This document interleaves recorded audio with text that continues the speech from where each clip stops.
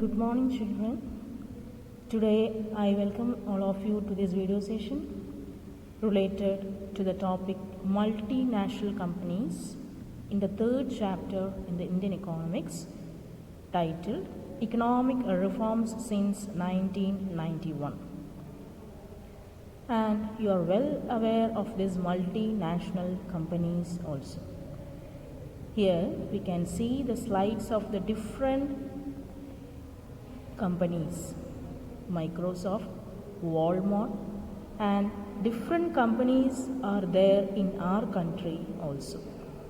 So, multinational companies means those companies who are having their branches in other countries more than in their host country. So that is multinational companies means. And next we can see which are the multinational companies located in our country. Which are they? Here, the top 10 multinational companies of the IT companies are given here. See, which are they? The first one is Tata, second one is Wipro, third one is Tech Mahindra, next is HCL, next is Infosys, Mindtree, Cyient, Oracle, and so on. So these are the different 10 companies which are located in our country also. And you are very familiar with all these also. Infosys, that is, you can see its branches all over the country. And as well as the Bangalore is the main city for these IT companies also. In these slides also we can see the different companies. Which are they? Here the same as Avaya, Medtronic, Merck Oracle, Cadence, Edwards, Microsoft, Novartis, Corning, Abbott, AMD, Yahoo. But you may be familiar with only some companies in this slide. Johnson & Johnson, Facebook. See, these are all different Microsoft companies. These are all different multinational companies in our country. So, and in this only some companies you may be more familiar with also. So, these are the different multinational companies. And here in this slide also we can see Google, Coca-Cola, Samsung, MasterCard, and these are all different, related to different fields also. Yahoo, you are more familiar with this Yahoo. Google, day-to-day activities we are using Google as well as Yahoo. In this life, this Google and Yahoo became our mere friends also. From morning till night, as if we are using our names, we are also using this Google and this Yahoo home. So next, let us explain what is this multinational company means. The definition of the multinational companies. Multinational corporation means it's an enterprise that manages production or delivers services in more than one country, can also be referred to as an international corporation. So, what is this? It's an enterprise. What it is doing? They are managing the production as well as whatever the produced output, they are delivering such services in more than one country. Not only in their host country, more than other countries also. So it is termed as international corporation. It's not a national, it's an international. Why it is so? Because it delivers not only services in their host country, it delivers services in the other countries also. And this slide also explains what is multinational corporation in other aspects also. That is, a corporation that operates in 2 or more countries is called multinational corporation. And again, that is, it's a company is one which has its home in one country but live and operate under the law and the customs of the other country. That is, the head office of the MNC is in one country and its branches are spread all over the world. A company with production and distribution facilities in more than one country, we can term it as multinational companies, and multinational corporations are also called as MNEs, that is multinational enterprises. Here we can see the different companies here. What are they? That is Unilever, Novartis, Colgate-Palmolive, GlaxoSmith, HSBC. And this is not only related to one, in different fields it is. So this is actually what is multinational corporation. I repeat once again, it is a corporation that operates in 2 or more countries.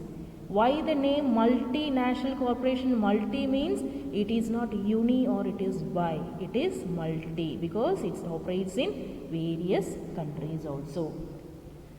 Then let's discuss the features of the multinational companies in India. Which are they? As a first point, they are attracted towards India's market large potential. The second one, labor competitiveness. Third one, FDI attractiveness. And next is the India's vast population is increasing.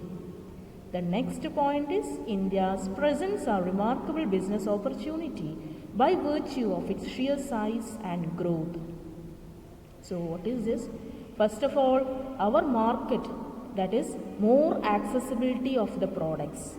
Its size is large as well as the potentiality of accessing the commodities are also very large.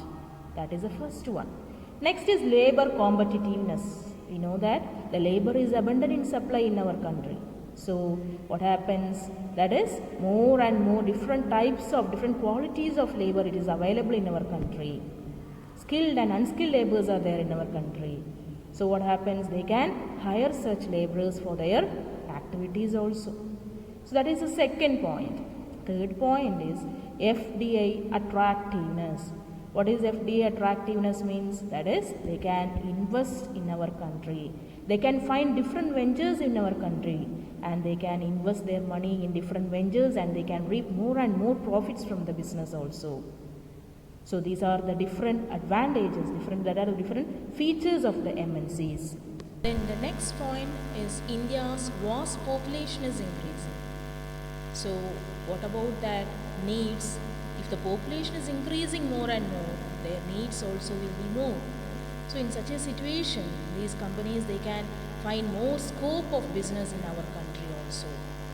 Because the increasing demands, they will want to meet their needs also.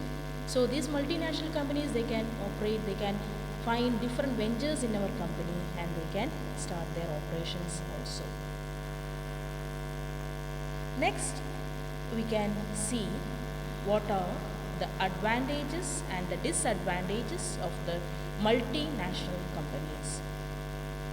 Advantages of the multinational companies, the first one we can see, that is the vehicle of the technology to the developing countries. It have become the vehicle of the technology to the developing countries. So that it means, that is, after the arrival of the multinational companies, they have introduced their sophisticated technology in our country, which increases the productivity as well as the production targets of our country also. And the second point we can see that as they have opened more and more ventures in our economy, more and more employment opportunities can be provided by these MNCs. And the third one is variety of goods and services also they can provide to the customers, because not only one country, more countries are introducing their products in our country. So what happens, that more accessibility of such products in our country. And these companies, they contribute into our country as well as they can copy our own culture as well as the products also into their country also, that is the host country. So the MNCs, more than their contributions to our country, they can copy our own culture as well as our own products and the technology to their own country also. So that is also the advantage. So these are the various advantages of the multinational company. So first of all, regarding the technology. Second one is regarding the employment and the career opportunities for the people. Third one is more variety of goods and services are produced for our customers. Fourth one is that is commendable contribution to the invention in the host country. So these are the various advantages of the multinational company. So in crux, if we talk about the advantages means it all round it increases our economic development, thereby the improvements in the technology, thereby it mitigates the problem of unemployment, and it increases the accessibility of the market for our different varieties of products, as well as for the host country they can contribute more and more to our country, their products also. So we can be more aware about the different variety of products they have introduced in their country, and different quality of the products are also available for us. So that is the complete consumers preferences. There is a freedom, complete freedom for the consumers to prefer which commodities they want, which one produced in domestic country or which one we have produced in the foreign countries. So all these problems can get solved also. Next is regarding the pros and the cons. What is this? Pros means prospects, advantages. Cons means consequences, that is disadvantages. So as if I told you, the advantages is given in the first column. What is that? Economies of scale, that is greater efficiency and lower prices also. The second one, more research and development leading to improved products, that is variety of products also available in our country, as explained in my previous slide. Next is create jobs and wealth around the world. That is, the job as well as the wealth can be created, more and more job employment opportunities. Then success a reflection, they make consumers preferences. As I told you that more and variety of products are available, as we are getting more freedom for the consumers to prefer which types of goods they have to consume. Yes. So these are the advantages. What are the disadvantages? The first one is scope for tax avoidance and lost tax revenue also. That is, tax avoidance. If multinational companies are operating their ventures, it is not necessary that they are paying such taxes for their companies, or they are paying some other import taxes for their products. So it's not necessary that they should regularly pay all these taxes to our country, which leads to reduction in the tax revenue also.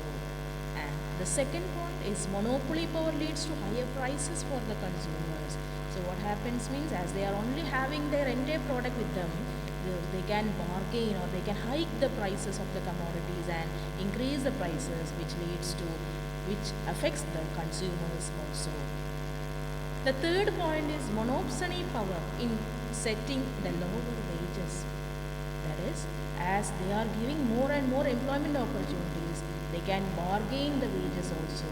They will just reduce their wages because of the increased labor supply in our country. What happens? That is, the increased labor supply leads to reduction in the wages of the laborers also. So this is also the third demerit of this multinational companies. The next one often have had negative impact on the environment. How it affects the environment, how it adversely affects the environment. As we operate these companies in our country, what happens means, that is, it will adversely affect the environment. That is, more and more industrial factories are open. What happens? We have to expect the emission of the smokes as well as the excretion of the wastages from such industrial companies. So which leads to environmental pollution, as well as sewages, as well as a water disposal, wastewater disposal, all we have to expect from these companies also. So this in total leads to what? Environmental pollution also. And the last one is cultural homogenization, as local firms struggle to compete. This is the adverse effect of these MNCs, because as the arrival of the MNCs, what happens means our domestic producers, they have to compete more with the outsiders, because we are producing our domestic products, but more competition we have to expect, because before it was closed economy, only the domestic producers are there in the market. But here what happened means, as we have opened our economy, what happens means that more competition will be induced in the market. So we can't survive in such situation. So will be ousted from the market also. So these demerit is the main demerit of these MNCs. And what happens? It leads to unemployment problem, and it leads to poverty and other socio-economic issues also, which indirectly affects the economic development and economic growth. So these are the consequences. So the first one I told you that what is this? Tax avoidance. Second one, what is that? That is a monopoly power leads to higher prices for the consumers, because they are only having the product with them, so they can hike the prices for such commodities also. So then next is the lower wages also. They are hiking, that is bargaining.